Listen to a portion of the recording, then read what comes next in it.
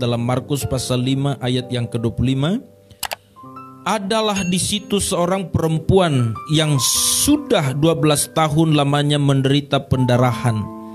Ia telah berulang-ulang diobati oleh berbagai tabib, sehingga telah dihabiskannya semua yang ada padanya, namun sama sekali tidak ada faedahnya, malah sebaliknya keadaannya semakin memburuk. Dia sudah mendengar berita-berita tentang Yesus, maka di tengah-tengah orang banyak itu ia mendekati Yesus dari belakang dan menjama jubahnya. Ayat 28, sebab katanya, asal kujama saja jubahnya, aku akan sembuh. Seketika itu juga berhentilah pendarahannya, dan ia merasa bahwa badannya sudah sembuh dari penyakitnya. Pada ketika itu juga Yesus mengetahui bahwa ada tenaga yang keluar dari dirinya. Lalu ia berpaling di tengah orang banyak dan bertanya, siapa yang menjama jubahku? Murid-muridnya menjawab, engkau melihat bagaimana orang-orang ini berdesak-desakan dekatmu, dan engkau bertanya siapa yang menjama aku? Lalu ia memandang sekelilingnya untuk melihat siapa yang telah melakukan hal itu. Perempuan itu yang menjadi takut dan gemetar ketika melihat apa yang telah terjadi atas dirinya, tampil dan tersungkur di depan Yesus dan dengan tulus memberitahukan segala sesuatu kepadanya. Ayat 34, maka katanya kepada perempuan itu, hai anakku, imanmu telah menyelamatkan engkau, pergilah dengan selamat dan sembuhlah dari penyakitmu. Katakan amin. Saudaraku yang dikasihi oleh Tuhan, hari ini kita sedang berbicara bahwa Tuhan membuka jalan saat tiada jalan. Tahukah saudara seperti apa yang sedang kita baca pada ayat-ayat yang kita baca pada hari ini? Kita konsentrasi kepada seorang perempuan yang sedang sakit pendarahan selama 12 tahun. Ada seorang perempuan yang sedang sakit pendarahan selama 12 tahun. Kita bisa bayangkan betapa menderitanya perempuan ini. Kita bisa, saudaraku, merasa betapa tersiksanya wanita ini, karena penyakit yang dideritanya sangat begitu menyiksa ataupun sangat begitu menyusahkannya, dan dia tidak kunjung sembuh. Dan Alkitab mengatakan, saudaraku yang dikasihi oleh Tuhan, pada saat itu pun dia sudah pergi ke segala tabib yang dia tahu. Dia sudah pergi kepada orang yang dianggap bisa mengobatinya. Kalau istilah sekarang mungkin dia pergi ke setiap rumah sakit atau setiap dokter. Tetapi apa yang terjadi, saudaraku, malah penyakitnya makin parah, malah penyakitnya tambah buruk, kata Alkitab. Nah, saudaraku yang dikasihi oleh Tuhan, bukan saja hanya itu. Apa yang menjadi miliknya atau harta, uangnya telah habis semuanya untuk biaya perobatan. Sekalipun obat ataupun tabib yang mengobati, yang selalu dia bayar, tidak bisa mengurangi penderitaannya ataupun menyembuhkan penyakitnya, malah penyakitnya semakin parah. Saudaraku yang dikasihi oleh Tuhan, bayangkanlah kalau saudara sedang berada di posisi ini. Kalau kita, saudaraku, mengalami sebuah penderitaan yang tidak kunjung sembuh, ini adalah sesuatu bukan cuma merupakan penderitaan fisik, tapi ini bisa menjadi penderitaan batin, karena kita bisa diejek oleh orang lain. Maka seperti yang kita tahu, kalau orang sakit, kalau awal-awal dia sakit, mungkin banyak orang yang menjenguknya, saudara. Banyak orang yang datang menjenguk, sahabat-sahabatnya bisa datang menjenguk, teman satu kerja, teman satu gereja, bahkan mungkin teman-teman dia sepermainan ataupun sahabat-sahabat satu daerah, satu kampung, satu marga, dan kumpulan-kumpulan yang lain. Itu kalau kita sakit mungkin 1 minggu 2 minggu masih banyak orang bawa buah, bawa kue. Maka segala jenis buah bisa ada di tempat kita sedang diobati. Tapi akan berbeda situasinya saudara, kalau kita sakit 2 bulan tidak sembuh, 1 tahun tidak sembuh, maka orang lama-lama saudaraku yang dikasih oleh Tuhan sudah tidak lagi mengunjungi kita. Apalagi kalau sampai 5 tahun dan sama seperti wanita ini 12 tahun. Kemana-mana dia pergi berobat. Bukan cuman saudaraku yang dikasih oleh Tuhan tidak ada orang lagi yang mengunjunginya, tetapi apa yang dia punya sudah habis semuanya. Jadi kemungkinan bisa jadi orang ini orang kaya. Sebab Alkitab tadi mengatakan dalam kitab Markus, hampir ke segala tabib dia pergi. Berarti saudaraku, setiap ada orang yang menginformasikan di sana bisa mengobati orang pendarahan, lalu dia pergi ke sana. Kan biasanya orang sakit begitu. Kalau kita sakit, biasanya banyak juga dokter yang asli ijazahnya dengan dokter yang tidak ada ijazahnya. Jadi tiba-tiba orang bisa jadi dokter semuanya. Saya kasih contoh ya. Contohnya kalau kita sakit gitu, langsung banyak orang berkata, oh kau sakit apa? Sakit kepala atau sakit demam atau sakit batuk. Oh obatnya ini loh, bisa ini direbus, direndam. Tiba-tiba semua orang saudara bisa tahu resep bagaimana menyembuhkan penyakit kita. Tiba-tiba orang jadi dokter semuanya. Saudara mengerti maksud saya, amin? Lalu kita yang sakit pun karena ingin sembuh, kita ingin coba. Waktu saya SD dulu, saya punya kawan penyakit ayan. Kalau bahasa Spanyol disebut penyakit solpot. Kebetulan dia satu bangku saya, satu meja dengan saya. Karena gak ada orang lagi saudaraku yang dikasih oleh Tuhan yang mengawani dia, ya sayalah jadi kawannya saudara. Bukan karena saya orang baik, karena orang lain pun gak mau ngawani saya juga gitu loh. Jadi akhirnya kami jadi sama-sama penderitaannya, akhirnya kami satu meja. Nah waktu kami satu meja saudara, dia sering menceritakan kepada saya tentang keadaan penyakitnya. Dan saat itu kalimat ini pernah saya dengar dia berkata begini. Walaupun kalimatnya agak jorok ya, tapi dia berkata, biar kamu tahu seandainya dikatakan kotoran, maaf, atau tai pun dikasih ku makan, nggak apa-apa, yang penting aku sembuh. Dia sampai ngomong begitu. Apapun dikasih obatku, asallah sembuh, aku akan mau memakannya. Ini saya ingat loh waktu saya masih SD. Dan memang saudara, dia tidak lama, beberapa tahun kemudian dia juga meninggal juga karena dia penyakit ayan air. Jadi waktu dia pergi ke sawah, tiba-tiba dia cemplung di lumpur, tidak ada yang menolong karena nggak ada yang melihat, akhirnya dia mati saudara. Nah artinya saya mengerti betapa beratnya penderitaan orang yang sakit begitu lama tidak kunjung sembuh. Bukan saja saudaraku uang kita habis, tapi kita menderita. Bukan cuma menderita, orang lain pun sudah melupakan kita. Jangankan orang lain, keluarga dan sanak saudara kita pun bisa juga tidak mau mengurus kita. Ingat kisah Ayub. Istrinya sendiri karena melihat penderitaan Ayub sudah begitu lama, yang dulu adalah istri yang mengatakan, kaulah cintaku, kaulah bulanku. Nah itu laki-laki biasanya kepada perempuan. Tapi biasanya kan orang Batak sering bilang gini, kaulah tondi-tondiku. Nah kalau bunda ngomong sama gitu, bunda begitu ngomong sama saya, kaulah tondi-tondiku, kaulah siampudanku, kaulah syakanganku katanya. Tapi kalau dia lagi marah, dia tidak bilang lagi tondi-tondiku. Nah yang saya maksud begini, pastikan kalau semua berjalan normal, semua orang mengasihi kita. Kita masih handsome seperti ini, kita masih bersih, kita masih wangi, kita masih ada uang, kita masih ada pekerjaan, kita dihormati.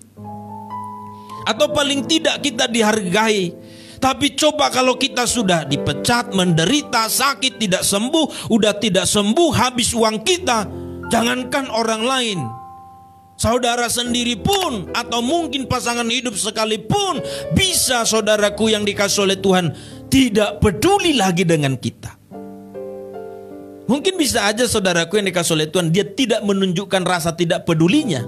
Ada orang kan begitu, seorang istri merawat suami bertahun-tahun sakit. Papa saya juga dulu bertahun-tahun sakit dirawat sama mama saya. Dia memang gak pernah mengatakan, biarlah mati bapakmu itu. Gak pernah memang dia katakan di situ. Tapi saya melihat ada wajah penat, ada wajah capek. Karena bertahun-tahun dia mesti mengurus. Papa saya harus kasih makan, bersihkan kotorannya karena sudah harus di tempat tidur.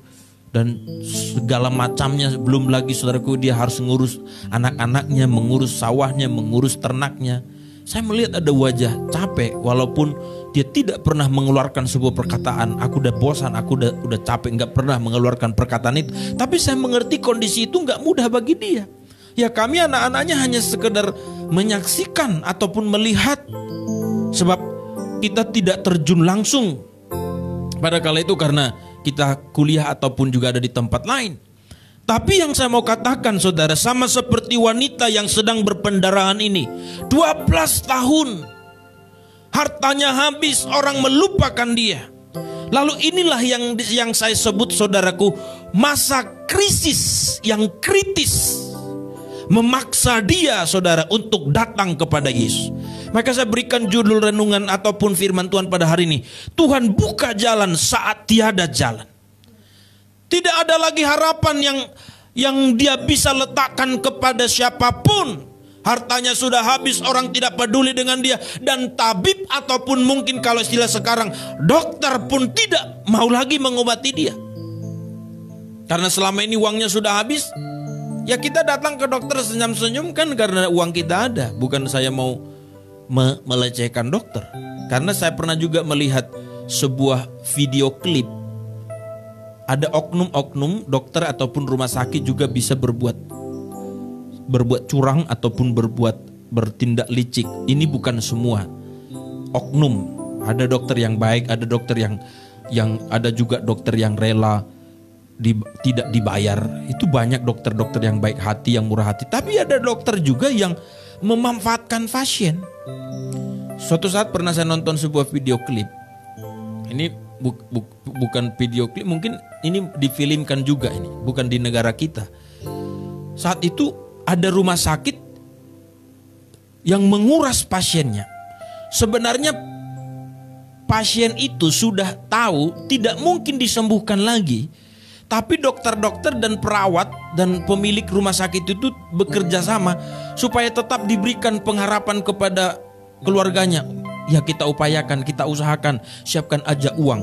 Sebenarnya mereka udah tahu diobati gimana pun orang ini pasti akan mati atau tidak bisa diobati. Tapi sengaja mereka tahan di rumah sakit dengan alasan kita berupaya, kita berusaha. Tapi yang mereka mau supaya uang kita habis. Tapi ketika sudah habis uangnya, mereka langsung tolak. Mereka mengatakan gak bisa lagi diobati karena udah habis uang. Maka ada seorang mulai mau membongkar kasus mereka ini dengan cara apa? Dengan caranya begini. Ada saudaranya yang sudah meninggal di rumah sakit lain dan sudah dapat surat kematian dari dokter rumah sakit yang rumah sakitnya itu bagus. Dan mereka rumah sakit yang jujur. Tetapi dia mau coba membongkar rumah sakit yang sekongkol tadi hanya menguras uang dari pasien. Lalu dibawanya saudaranya yang meninggal ini dengan ambulans ke rumah sakit itu, lalu berkata, tolong dulu saudara saya ini sakit parah, sudah pingsan, nggak bergerak lagi. Padahal dia sudah tahu saudaranya udah mati, cuman dia mau bongkar. Dan benar saja saudara, perawatnya bergegas berkata, oh ya pak, baik pak, kita masukkan ke ruang ICU. Lalu dihubungi dokter, dan dokternya pun sebenarnya udah tahu ini udah meninggal. Dokternya udah tahu udah meninggal, saudaranya pun sudah tahu. Saudaranya yang membawa ke rumah sakit ini sudah tahu bahwa saudaranya sudah meninggal. Cuman dokter tidak tahu bahwa saudaranya ini sengaja ingin membongkar kedok mereka. Sampai sini ngerti ya men? Dokter tidak tahu bahwa dia sedang dikerjain ataupun dia sedang mau dipermalukan. Lalu pada saat itu, ya gak apa-apa dokter, kata si saudaranya yang membawa jenazah saudaranya yang sudah meninggal ini, berapapun saya berani bayar, yang penting dia bisa sembuh. Ya nggak apa-apa Pak, tenang-tenang Pak, kita bawa ke ruang ICU. Lalu di situ saudaraku, dia katakan siapkan uang sekian dan lain sebagainya. Nggak apa-apa, saya siapkan uang katanya. Dan lama kelamaan, 1 hari, 2 hari, 3 hari saudara, itu jenazah udah mulai bau. Lalu dokternya berkata pada pasien, kepada perawat, nggak mungkin kita tahan lebih lama lagi karena setiap hari dibayar ratusan juta. Jadi kalau ditambah lagi 1 hari lagi, itu bisa bau, itu jenazah nanti bisa jadi masalah. Akhirnya dia berkata kepada saudaranya, dia panggil, mohon maaf, kami sudah berupaya semampu kami, tapi saudaramu tidak bisa kami tolong, baru saja meninggal. Disitulah si saudaranya berkata, dasar kalian semua orang jahat. Kalian bilang baru meninggal saudaraku, sejak ku bawa ke sini pun sebenarnya dia sudah meninggal. Aku hanya ingin membongkar niat busuk kalian. Dan pada kala itu saudara, mereka pun gelabakan. Yang saya maksud apa? Ini bisa jadi terjadi kasus wanita ini. Tabibnya mungkin berkata, iya bu, kita doakan, bukan didoakan, kita obati, ini obatnya dan sebagainya. Padahal sebenarnya dia sudah tahu tidak mungkin lagi bisa diobati. Makanya dia bisa sampai habis. Tahukah saudara apa yang sedang terjadi dalam hidupnya? Ini adalah masa-masa kritis. Tidak ada lagi pertolongan apa-apa. Tidak ada lagi saudara yang bisa diharapkan. Tapi apa yang terjadi pada saat itu? Wanita ini seperti apa yang dikatakan oleh Alkitab? Mari kita melihat saudaraku pada ayat yang ke-25 dari Markus pasal 5. Ada di situ seorang perempuan yang sudah 12 tahun lamanya menderita pendarahan. Ia telah diobati. Ia telah berulang-ulang diobati oleh berbagai tabib, sehingga telah menghabiskan semua yang ada padanya, namun sama sekali tidak ada faedahnya. Malah sebaliknya, keadaannya makin buruk. Nah, ayat 27 mengatakan, dia sudah mendengar berita tentang Yesus. Ketika semuanya sudah buntu, dia sudah mengalami jalan buntu. Gak ada lagi yang bisa diharapkan dari hidupnya, bahkan dari orang lain. Maka pada kala itu ayat 27 mengatakan, dia sudah mendengar berita tentang Yesus. Maka di tengah-tengah orang yang benar itu, maka di tengah-tengah orang banyak itu, ia mendekati Yesus dari belakang dan menjamah jubahnya. Sebab katanya, asal ku jamah saja jubahnya, aku akan sembuh. Saudara perhatikan apa yang kita lihat di sini. Kritis atau krisis yang sangat parah memaksa wanita ini mencari Yesus. Ini pesan yang mau sampaikan pada kita. Keadaanmu mungkin yang sangat sulit hari ini. Ada tantangan, kesulitan, persoalan yang sepertinya engkau tidak bisa pikirkan lagi. Kenapa masalah ini bertubi-tubi? Kenapa tantangan ini bertubi-tubi? Kenapa umurku sudah 45 tapi belum menikah? Kenapa aku sudah menikah 12 tahun, 15 tahun belum punya anak? Mungkin saudaraku yang dikasih oleh Tuhan, kita punya pergumulan atau persoalan seperti itu yang sepertinya tidak bisa kita pecahkan. Maka kita mesti mengambil sikap seperti wanita ini. Dia mulai menghentikan harapan kepada yang lain.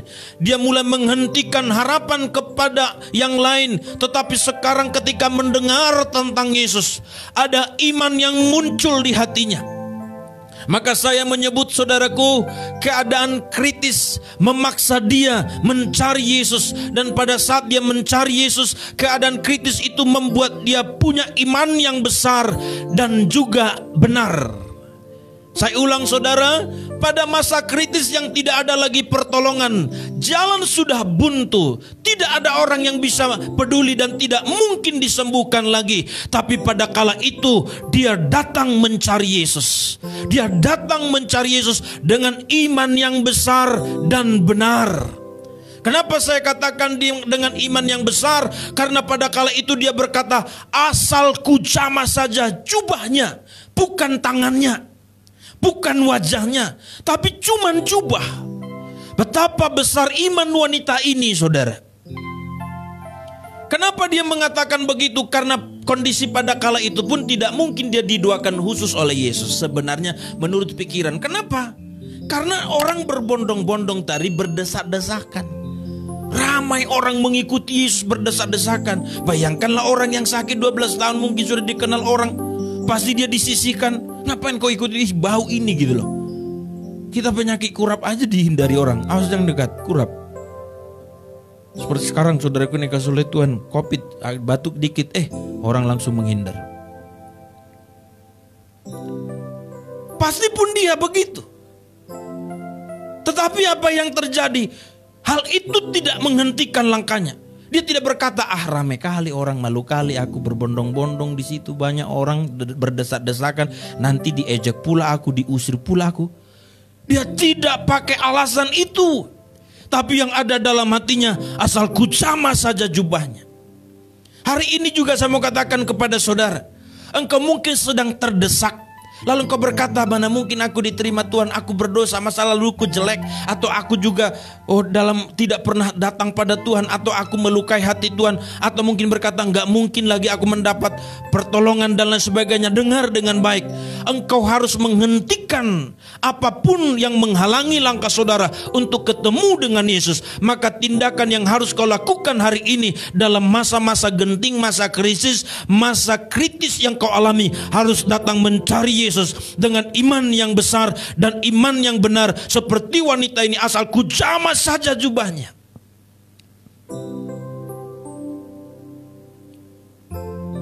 Asal ku jamah saja jubahnya. Itu bicara dia terkoneksi dengan Allah, terkoneksi dengan Yesus. Dia tidak mencari jubah Petrus, dia tidak mencari jubah Yohanes, tidak mencari jubah imam-imam pada kala itu.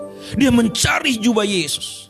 Hari ini yang kau butuhkan dan yang kubutuhkan dalam masa-masa krisis hari ini adalah Yesus. Biarlah saudara keadaan kita yang sekarang kita serba ketakutan ataupun serba waspada bahwa hidup kita bisa terancam dengan kematian, mestinya ini mendesak kita mencari Yesus. Kau harus miris kalau keadaan sekarang tidak membuat engkau datang meratap pada Tuhan. Coba cek saudara, apakah saudara sudah membangun sebuah doa yang hidup? Atau saudara asik tiktokan saja, tiktok asik saudara cuman hal-hal yang tidak berarti. Nanti kalau saya menyebut yang lain saudara tersinggung pula, tiba-tiba gak mau lagi dengarkan khotbah ini. Coba periksa, adakah perbaikan saudara yang kita lakukan, pencarian kita kepada Tuhan? Tuhan mau menghentikan kita selama ini orang mengejar duit terus. Orang mengejar popularitas. Orang mengejar apa yang dianggap menjadi kepuasan hatinya. Kalau orang suka, kalau pebisnis dia suka mengejar uang. Kalau orang yang suka popularitas dia mencoba bagaimana supaya dia punya followers yang banyak. Atau kalau orang suka traveling dia mau menjelajah seluruh dunia. Sekarang dihentikan semuanya. Tapi waktu dihentikan itu pun tidak insaf pada kita. Seperti wanita ini, waktu masih ada uangnya kan masih bisa sama dia cari dokter paling bagus. Itu orang-orang kaya kan begitu. Kalau dia sakit, dia nggak cari Tuhan tuh, yang tidak takut Tuhan ya. Dia nyari rumah sakit mana paling bagus. Di luar negeri, bahkan kalau ada di luar angkasa pun dia pergi. Karena ada uangnya. Tapi coba kalau saudara semua kandas, pasti dia bilang, panggil pendeta, doakan saya. Harusnya saudara sebelum kita kandas pun kita mesti nyari Tuhan, katakan amin. Tapi kerap kali cinta Tuhan saudara harus mengharuskan kita kandas supaya kita mencari Tuhan. Makanya ada satu lagu berkata, ini dari mana? Coba dari G.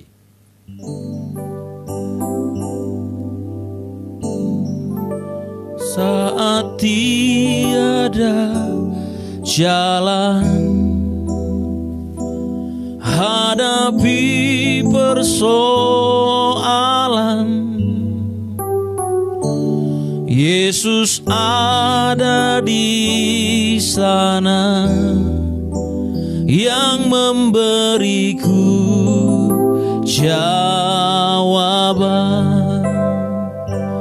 pahitnya kenyataan dan tak mampu bertahan. Yesus ada di sana yang memberimu jawaban. Hanya nama Yesus, hanya nama Yesus, hanya nama Yesus, berikan ku pengharapan. Hanya nama Yesus, hanya nama Yesus, hanya nama Yesus,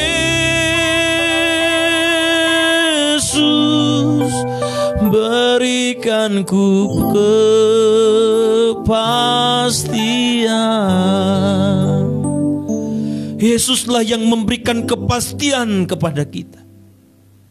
Makanya wanita ini berkata, asal ku jamah saja jubahnya. Yang dia cari sekali lagi seperti yang saya katakan, bukan jubah Petrus, bukan jubah Yohanes, bukan jubah imam-imam, tapi jubah Yesus. Hari ini juga saudara, engkau tidak perlu sebenarnya mengadukan masalahmu, tantanganmu, apakah pendetakah atau kepada siapakah.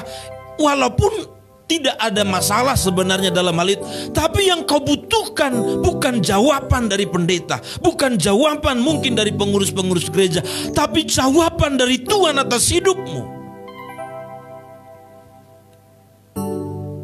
Anda tidak perlu sibuk sebenarnya selalu cari konseling lah, konseling Pak Pendeta, kenapa aku masih jomblo terus, kenapa Pak Pendeta sampai hari ini aku begini, kenapa Pendeta. Sebenarnya walaupun tidak ada salahnya, sekali lagi walaupun tidak ada salahnya, tapi kerap kali saudaraku, bisa jadi pendeta belum tentu bisa mewakili Tuhan. Tetapi kalau Tuhan sudah berbicara kepadamu, sama seperti wanita ini. Wanita ini hanya mengharapkan bagaimana supaya dia sembuh dari pendarahan. Tapi saya mau katakan pada saudara, ada hal yang istimewa, lebih luar biasa lagi. Pada kala itu waktu dia menyentuh jubah Yesus, saat itu dia sembuh oleh karena imannya yang besar dan iman yang benar. Dia berharap atau dia pun sudah merasa, waduh aku sudah sembuh, tapi tidak berhenti sampai di situ.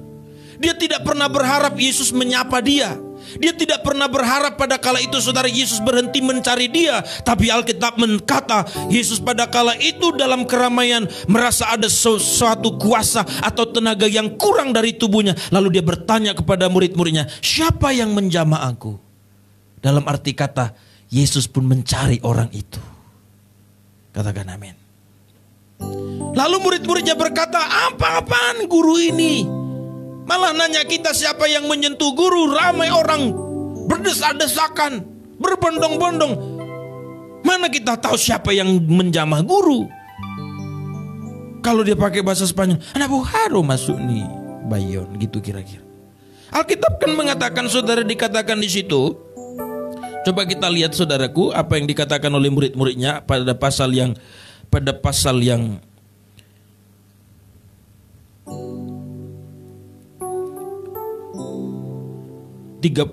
Markus 5 ayat 31. Atau saya mulai dari 30. Markus 5:30 mengatakan, pada ketika itu juga Yesus mengetahui bahwa ada tenaga yang keluar dari dirinya.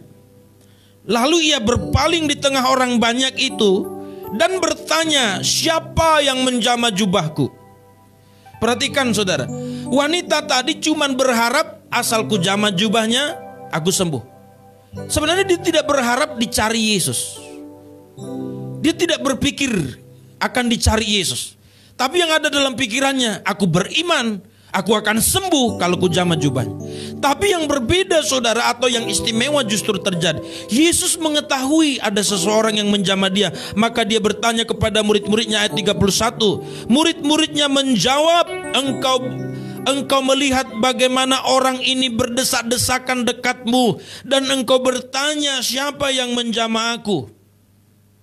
Ayat 32, lalu ia memandang sekelilingnya untuk melihat siapa yang telah melakukan hal itu. Perhatikan saudaraku, ini sangat menarik perhatian saya dan saya juga diberkati. Waktu saudara begitu ngotot mencari Yesus, waktu saudara ngotot saudaraku dengan iman yang benar kepada Yesus, Yesus tidak membiarkan saudara tanpa bertemu dengan saudara.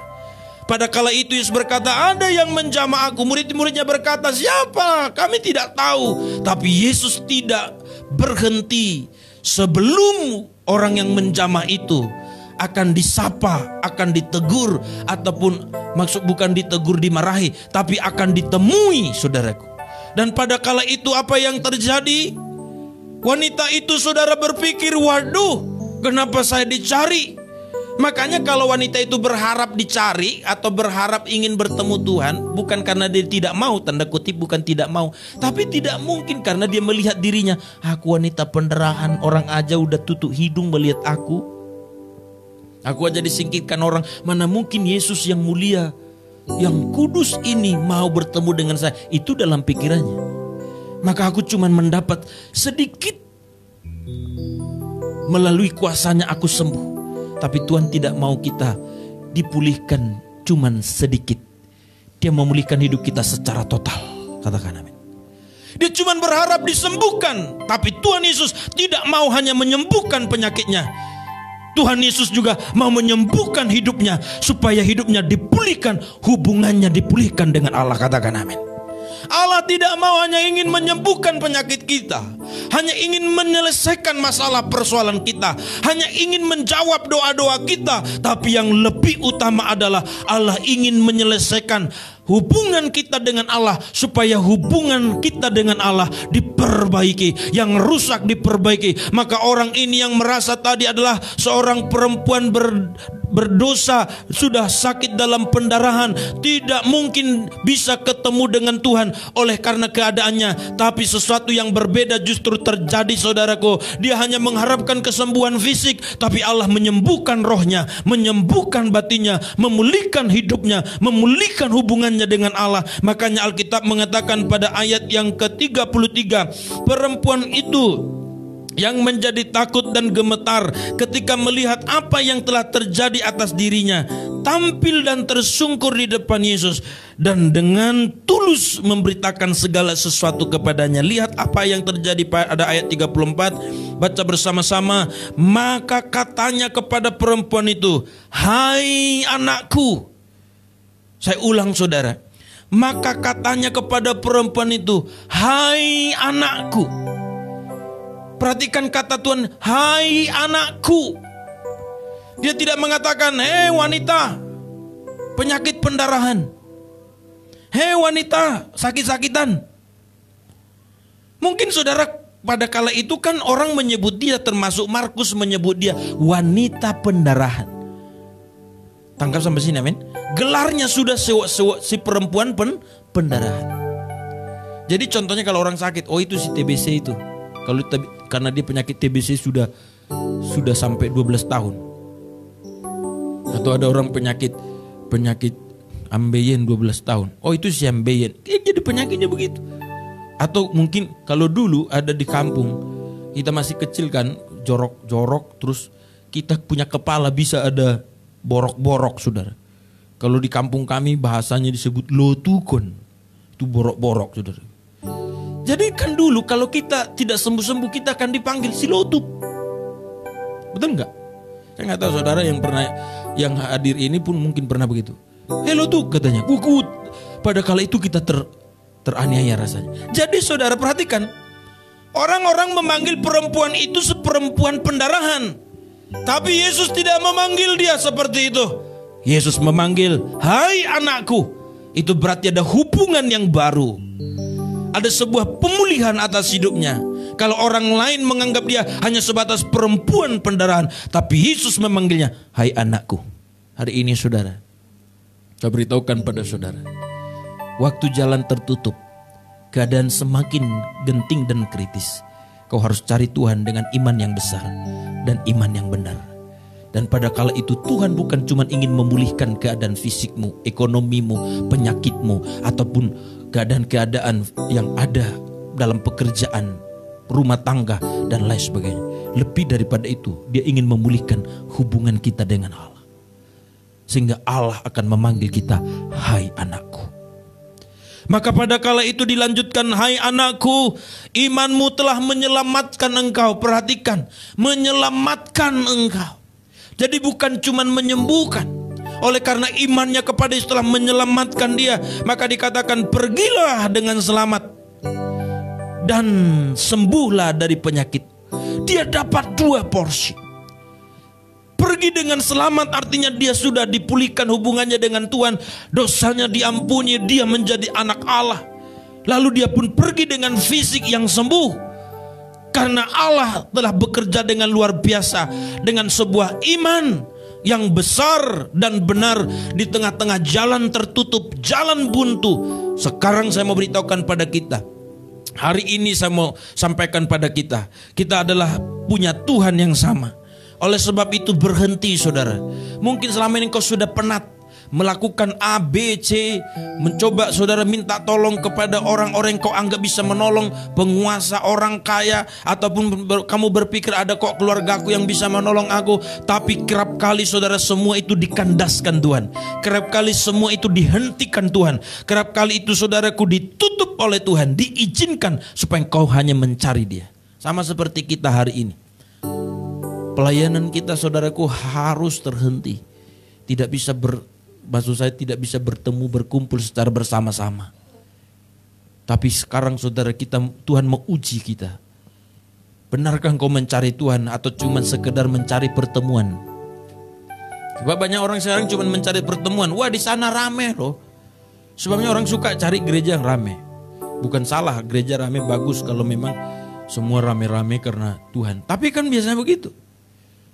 Coba kalau gerejanya sepi, cuman sekali itu dia datang ke situ. Lihat, wah yang datang cuman 5 orang. Itu pun gembalanya, istrinya, mertuanya, dan tetangga 1 orang. Saya pernah juga melayani begitu saudaraku. Melayani satu keluarga, ibadah, cuman keluarga itu yang datang. Yang herannya saudara, papa mamanya ngantuk saat dengar khotbah. Anak-anaknya keluar saudara.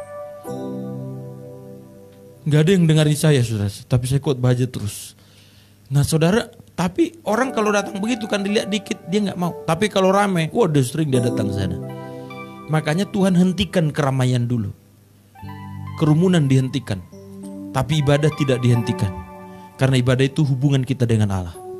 Sekalipun COVID-19 tidak berakhir ataupun belum ditemukan obat yang menyangkalnya, tapi kita harus menemukan Tuhan. Pastikan jangan duluan obat COVID-19 ditemukan daripada kita menemukan Tuhan. Karena orang Kristen belum tentu menemukan Tuhan. Saya berharap semua kita yang hadir hari ini, mungkin mayoritas kita yang muda-muda, saya mau beritahukan padamu, jangan tunggu kandas baru kau cari Tuhan. Jangan main-main dengan Tuhan. Jangan saudaraku seolah-olah Tuhan itu seperti teman sepermainan saudara. Tuhan itu agung, suci, mulia. Engkau dan saya tidak akan pernah bisa berhadapan dengan dia kalau bukan karena anugerahnya, kalau bukan karena kasihnya. Itu sebabnya Yesus yang mencari wanita itu. Kalau Allah tidak datang mencari kita ke dunia ini, kita akan binasa. Tapi ketika kita dicari, kita mesti menjawab, ini aku Tuhan. Amin. Wanita itu waktu dikatakan siapa yang menjamah aku, lalu dia tersungkur sujud. Dia tidak datang dengan berkata, aku kenapa rupanya, gak bisa kau dipegang rupanya, hebat kali kau rupanya. Gak kayak gitu loh. Aku loh, bersyukurlah, aku mau pegang jubahmu. Tidak loh. Tapi dalam gemetar dia sujud tersungkur. Dan Alkitab menjelaskan dengan tulus. Bahasa Alkitab loh itu, tulus dia menjelaskan, aku yang menjamah jubahmu. Berarti wanita ini saudaraku adalah orang yang tahu posisinya bagaimana. Maka ketika Tuhan mencarimu hari ini, jangan keraskan hatimu. kalau pacarmu membuat engkau jauh dari Tuhan, kalau uangmu membuat engkau jauh dari Tuhan, kalau kesibukanmu membuat engkau jauh dari Tuhan, kalau pikiranmu yang kacau balau membuat engkau jauh dari Tuhan, masalahmu membuat engkau jauh dari Tuhan, hari ini Tuhan mau mencari kita. Dan ketika engkau dicari, katakan, Tuhan, ini aku. Dalam keadaan kita mungkin yang sudah dalam keadaan yang compang-camping, keadaan yang kumal, mungkin bau, tetapi Tuhan tetap berkata, hai anakku. Maka pada kala itulah kita akan dipulihkan. Tuhan akan memberkati kita sekalian dimanapun kita berada. Amin buat firman Tuhan. Haleluya.